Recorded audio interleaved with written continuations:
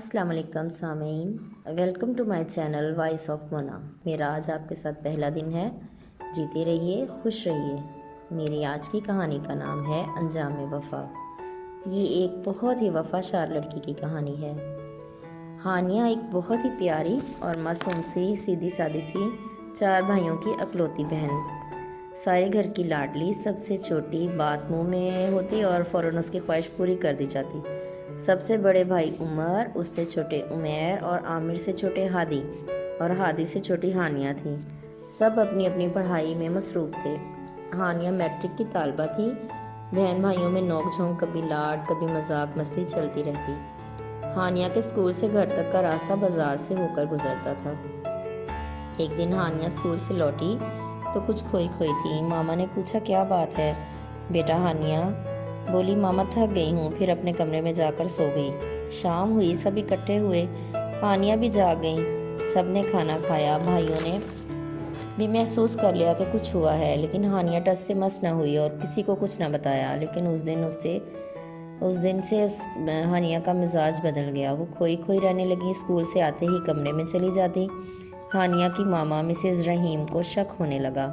انہوں نے ہانیہ کے اسکول جاتے ہی اس کے کمرے کی تلاشی لی تو انہیں بیڈ کے میٹرس کے نیچے سے کچھ کاغذات ملے جو کہ ہانیہ کے لیے لکھے ہوئے خط تھے جو کسی لڑکے نے لکھے تھے۔ وہ پڑھ کر بہت پریشان ہو گئی اور بڑی بے چینی سے ہانیہ کا انتظار کرنے لگی۔ جیسے ہی ہانیہ گھر آئی، ماما نے اسے کہا کہ کپڑے بدل کر میرے کمرے میں آؤ۔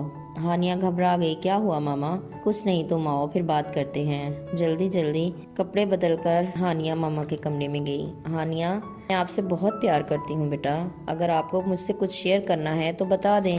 نہیں ماما، ایسا کچھ نہیں ہے، سوچ لو۔ ہانیہ بری طرح گڑبڑا گئی۔ ماما نے سارے لیٹر اس کے آگے رکھ دیے۔ یہ کیا ہے؟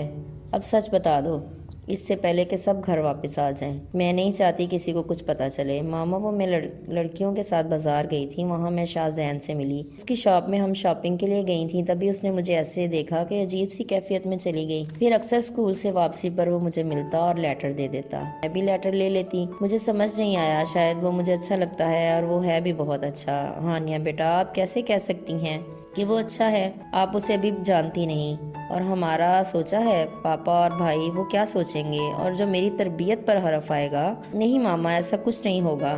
ہانیہ بری طرح رونے لگی۔ ماما نے اسے چپ کروایا اور کہا بیٹا اپنا موڈ ٹھیک کرو، کسی کو شک نہ ہو۔ ماما کھانا بنانے چل پڑی۔ ہانیہ بھی ساتھ ہو لی۔ ماں بیٹی کھانا بنانے لگ گئی۔ ماما نے ٹاپک چینج کر دیا ہانیہ کا موڈ ٹھیک کرنے کے لیے۔ ادھر ادھر کی باتیں کرنے لگیں۔ سب گھر آ گئے۔ ڈائننگ ٹیبل پر ہانیہ نے کھانا لگایا۔ سب کھانا کھانے لگے۔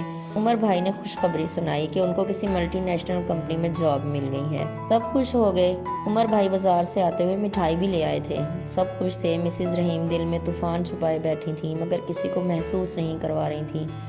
سب اپنے اپنے کمروں میں سونے چلے گئے۔ ماما ہانیہ کے روم میں آئی اور شاہ زین کی شاپ کا پوچھا۔ ہانیہ نے بتا دیا۔ ساری رات مسز رحیم سو نہ سکیں۔ صبح ناشتہ بنایا۔ رحیم صاحب نے محسوس کر لیا کہ بیگم کی طبیعت ناساز ہے۔ بچے بھی پریشان ہو گئے۔ کیا ہوا ماما آپ کو؟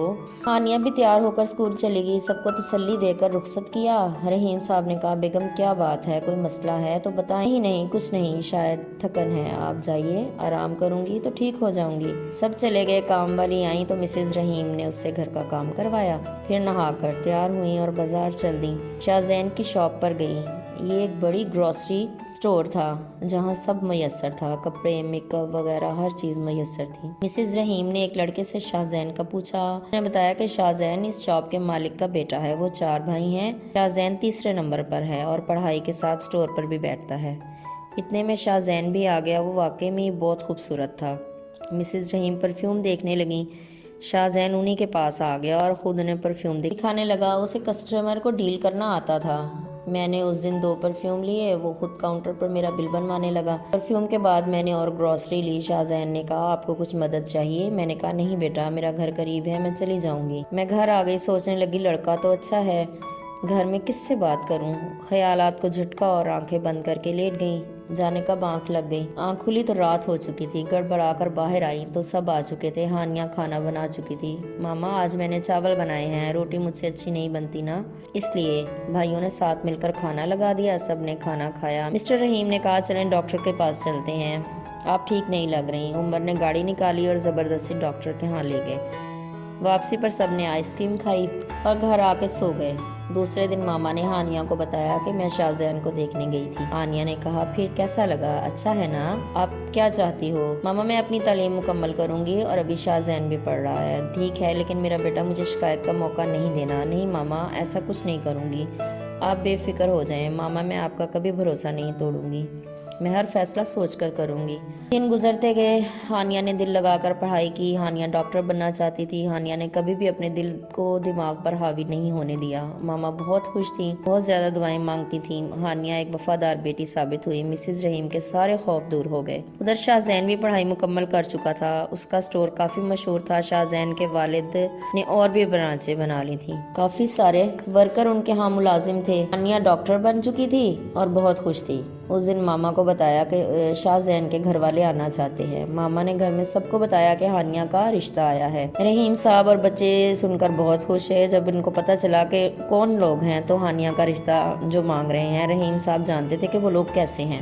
ان کو اتوار کا ٹائم دے دیا گیا۔ وہ لوگ آئے، انہوں نے بڑی عزت اور احترام سے ہانیہ کا ہاتھ مانگا۔ ہاں ہو گئی۔ ہانیہ کی خوشی کی انتہا نہ تھی۔ آج اسے اس کی وفا کا صلہ مل گیا۔ اس نے کسی کا دل نہیں دکھایا۔ اس نے آج اپنی محبت کو پا لیا اور ماں باپ کی دعائیں بھی۔ شاہزین خوبصورت بھی تھا اور خوبصورت بھی۔ یہ ہوا ان دونوں کی وفاؤں کا انجام۔